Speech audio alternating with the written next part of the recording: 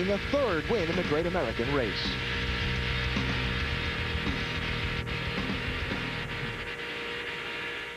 Well, we really like the styling and the personal safety system. And that 5-star safety rating is awesome, but... Well, how about a test drive? That's a bunch of them. Oh, my goodness. Bust us out there, Sammy.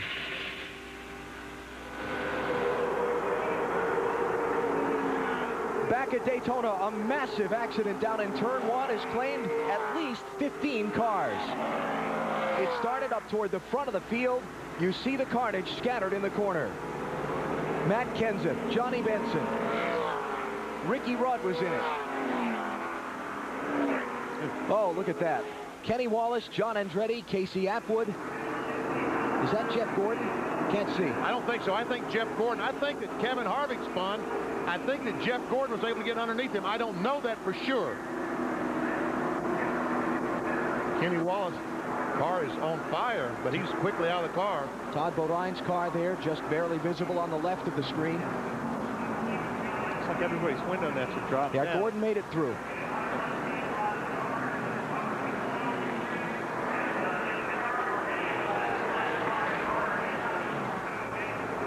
What a scene. Casey Atwood climbing out. Good news. Look at his car. All torn up. At the tracks where they use the restricted engine package, Daytona and Talladega. In NASCAR, everybody knows about the sophomore slump, and in 2002, Kevin Harvick was no exception to it. But before we get into 2002, we need to talk about Kevin Harvick's amazing 2001 season. After the death of Dale Earnhardt, Kevin Harvick was immediately tapped from the Busch Series to drive his car for the rest of the season in 2001. So already the pressure was weighing heavily on Kevin Harvick, but it didn't seem to faze him, as Harvick would go on to win at Atlanta in just his third career Winston Cup Series start. Not only that, Kevin Harvick would go on to have impressive seasons in both Winston Cup and Busch Series. His 2001 Winston Cup stats are this: 2 wins, 6 top 5s, 16 top 10s, an average finish of 14.1, and a 9th place points finish.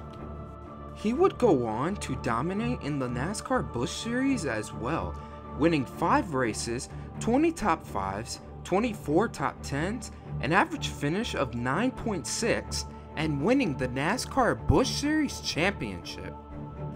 So heading into 2002, the hype was real for Kevin Harvick. He had already won a Busch Series Championship and placed 9th in the point standings after missing 1 race. But unfortunately, the sophomore slump hit him very, very hard. Kevin Harvick was on pit road about a lap ago. He's back in because he had a loose lug nut. The emotional winner of last year's Cracker Barrel Old Country Store 500 here in Atlanta. A thrilling finish. Well, you just never know what's going to happen, do you? Well, Happy Harvick has not been terribly happy today. He won this race last year, but not too pleased with his race car. The problem is that number 29 car, which is the same car that won, is very loose and darty, and he's having a tough time in traffic. NASCAR called him in for a missing lug nut, and Harvick really let him have it. Did not want to have to come in, but that, on the other hand, is the rule. A lot of smoke up in turn 4, and a car darting onto pit road is Harvick. But there was a lot of smoke there as he went off into turn 3. Boy, and he's in the garage. Looked like a lot of fluid into that high groove getting in that corner, but everybody seems to be getting through okay. Tony Stewart maybe pushed up more than anybody right there. Darryl, we've talked about it a lot today. We're in that last 100 miles. Oh, there's the 22 and the 32. There's fluid in that turn, guys. 22 almost hit the wall. And now caution is out. Yeah, there's fluid up there. I mean, that car, yeah, there's another car almost in the wall. The dashboard, that's a pretty hard lick. Good thing Harvick is okay. He'll race tomorrow as we bring you the Food City 500 on Fox. He's not going to be very happy, I bet. But his day is done. There was also 2 cars got together off turn 2 at the same time. We had this caution. Somebody gets into the back of him here. Boots him. Biffle in the safety car. Yikes. Let's ride with Stanley as we flatten Harvick's car. Whoops. Just got back in the throttle a little harder than Harvick did and got into the back of him. So Harvick, okay, having to walk over the pit wall and walking into Greg Biffle's pit. Kevin Harvick, what happened out there? Well, you know, our car was a little bit tight, and we were just trying to make it to the end, and we were catching the 18 and the 23. And, you know, I always said Greg Biffle was a good guy, but he's about the most impatient thing. I'll be waiting when he comes in here. Very unhappy. Very, very unhappy. Here we go. And this is Kevin Harvick going after Greg Biffle.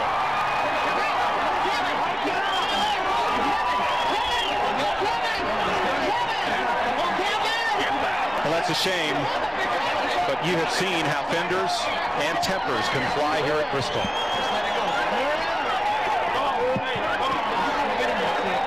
Out into turn number 1. Matt Crafton has to race Wilton to get by. Oh, Corey Gibbs around he goes. Round he goes, spinning around, and caution will come out again, and that'll be the 11th caution flag. As Gibbs gets the MB&A Chevy, has a flat left front tire, tries to get it refired, and he pulls across the racetrack. There's Kevin Harvick in the 6th truck. We saw Corey Gibbs get in the back of Kevin Harvick earlier. I'd say that was probably returning the favor short track style right there, Don. They don't do that, do they? I mean, if somebody gets hit, you don't pay them back, do you? No, it's probably all accident. It's probably an incidental contact. Absolutely. Yeah, that's racing. It's a racing incident. Let's see what happened here. Watch the 6 and the 20. Little bit of contact there. A little bit of contact, and around Corey goes. Well, Jerry, Kevin Harvick's on his way to the garage. He's done for the day, not because he's tired of racing, but because NASCAR said you're not going to race anymore. And here's the reason. Not because he spun Corey Gibbs, but because he said on the radio before it happened, I'm going to go get him. So it was definitely intentional. NASCAR heard it on the radio, and they've said, Kevin, you're done for the day. And so the lesson there is don't ever tell anybody what you're going to do, I guess. That's exactly I mean, no, right. obviously you shouldn't do that, Yeah. but... Even if it goes from week to week, you're not supposed to tell what you're going to do. But now, isn't Kevin on probation from that altercation he had with Greg Biffle in Bristol? That's a different series, I think, isn't it? Yeah, I think it's NASCAR probation. Oh, I see. First, the developing story of a driver who has been forced to sit out of this race.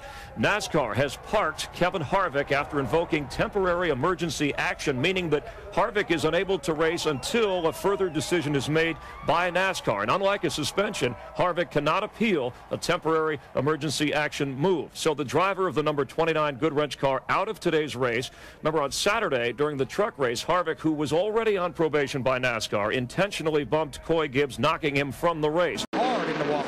Little E, Dale Earnhardt, And Kevin Harvick. A very hard crash for Earnhardt, the first serious incident of the day. There we go. Almost like maybe Kevin Harvick was slowing down trying to get in the pits. 29 car. Oh, that's it. I'm telling you, that is a brutal hit. It is.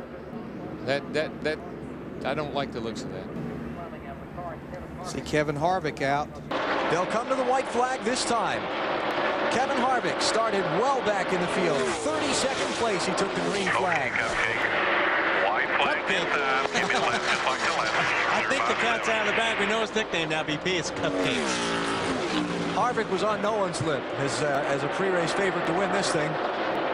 This is certainly a surprise. He was on his list. Yeah, that's true, Bill. We heard from him there a minute ago.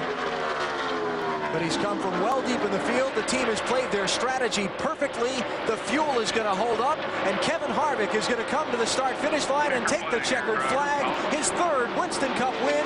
He wins the Tropicana 400 for a second straight year. You guys are the crap, man. The only highlight of that season was Harvick's famous spin then win at the Chicagoland Speedway that year. His stats look like this: 1 win, 5 top 5s, 8 top 10s, an average finish of 22nd, and a 21st place points finish.